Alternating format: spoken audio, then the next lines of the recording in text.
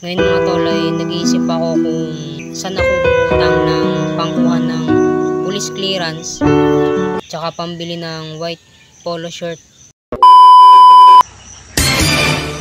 Ngayon mga bro ay nandito ako sa hideout ko sa tambayan ko at kakain. Kahapon pa ako mga tol, July 17, July 18 nitong nagdaan mga bro ay nagkukumpleto ako ng requirements dahil may in-applyan ako.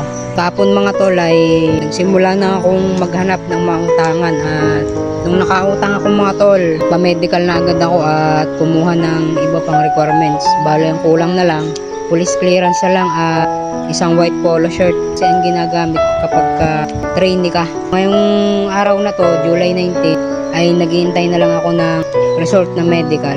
Kaya kakain muna ako mga tol, tara samahan nyo ako.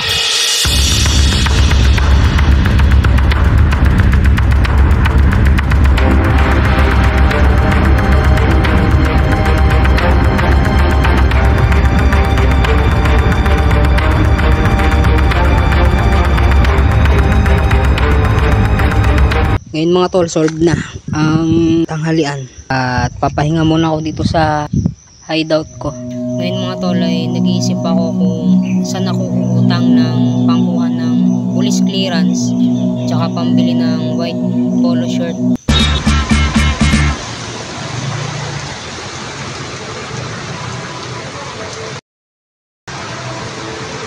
Many minutes later.